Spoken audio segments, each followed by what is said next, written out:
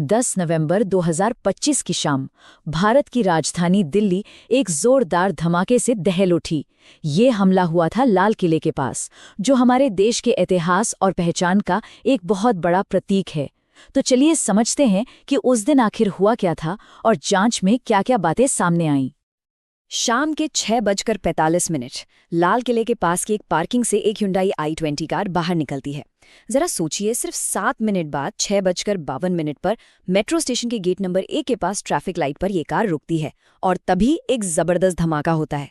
धमाका इतना पावरफुल था कि इसकी आवाज करीब 2.5 किलोमीटर दूर तक गई और आधे घंटे के अंदर अंदर 7:15 तक पुलिस और एम्बुलेंस घटनास्थल पर पहुंच चुकी थी।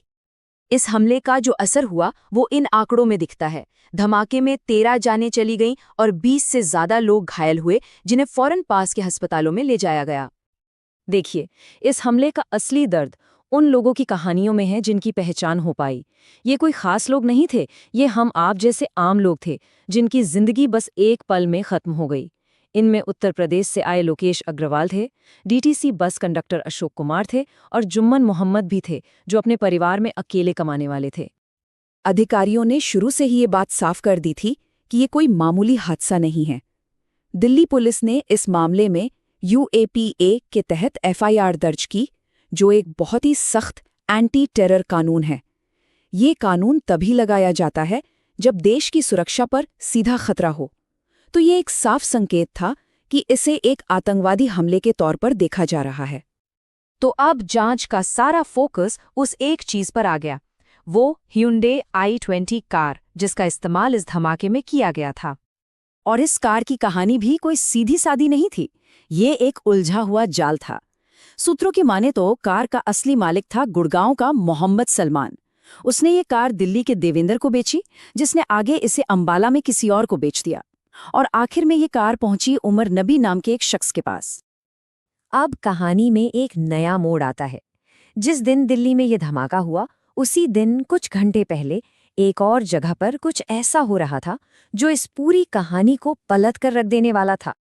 फरीदाबाद में पुलिस ने जो कुछ बरामद किया वो सच में चौंकाने वाला था। 3000 किलो से ज्यादा संदिग्ध अमोनियम नाइट्रेट। जरा इस आंकड़े पर गौर कीजिए, मतलब एक बहुत बहुत बड़ी तबाही की साजिश को वक्त रहते नाकाम कर दिया गया था।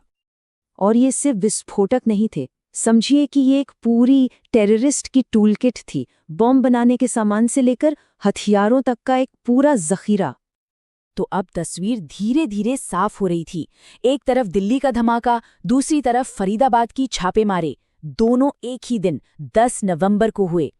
जांच करने वालों के लिए ये साफ हो गया था कि दिल्ली का धमाका फरीदाबाद की उस बड़ी साजिश का ही एक हिस्सा था। और फिर जांच की सारी सुइयां आकर एक नाम पर टिक गईं, डॉक्टर उमर नबी। पुलवामा का रहने वाला ये डॉक्टर फरीदाबाद में काम करता था और यही वो शख्स था जो कार, धमाके और आतंकी सेल, इन तीनों को आपस में जोड़ रहा था। और ये भी पता चला कि उमर नबी अकेला नहीं था। इस साजिश में पढ़े लिखे प्रोफेशनल्स, डॉक्टर्स का एक पूरा नेटवर्क शामिल था। ये सभी कथित तौर पर इस साजिश का हिस्सा थे, जिन्हें देश के अलग अलग हिस्सों से गिरफ्तार किया गया। तो एक थियरी ये भी निकल कर आई कि जब उमर नबी को अपने साथियों की गिरफ्तारी की खबर मिली तो उसे समझ आ गया कि अब वो भी पकड़ा जाएगा। और शायद इसी घबराहट में उसने जल्दबाजी में उस बम को धमाके से उड़ा दिया जो उसके पास था। मतलब ये धमाका एक सोची समझी प्लानिंग से ज्यादा एक पैनिक रिएक्शन था। अब सवाल सिर्फ ये नहीं था कि ये किसने किया। सवाल अब ये था, और ये ज्यादा बड़ा और डरावना सवाल है, कि आखिर 3000 किलो विस्फोटक देश के अंदर आया कैसे? हमारी सुरक्षा में इतनी बड़ी चूक कैसे हुई?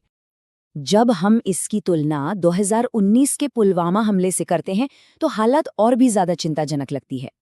पुलवामा में करीब 300 किलो विस्फोटक इस्तेमाल हुआ था, जबकि फरीदाबाद में 3000 किलो से ज्यादा विस्फोटक पकड़ा गया। सवाल तब भी वही था और आज भी वही है कि इतनी बड़ी मात्रा में विस्फोटक सुरक्षा एजेंसियों की नजरों से बच कैसे जाता है। देखिए, जांच तो एजेंसियां कर ही रही हैं, लेकिन ऐसी घटनाओं के बाद समाज के तौर पर हमारी भी एक बहुत बड़ी जिम्मेदारी बनती है। आतंकवाद का मकसद सिर्फ जाने लेना नहीं होता, बल्कि समाज में डर और नफरत फैलाना भी होता है। इसलिए 3 बातें बहुत जरूरी हैं। पहला, सनसनी फैलाने वाली खबरों से बचें। दूसरा, सोशल मीडिया पर नफरत फैलाने वालों को नजरअंदाज करें। और तीसरा, सबसे जरूरी, बिना किसी सबूत के किसी भी नतीजे पर ना पहुंचे और अफवाहें ना फैलाएं।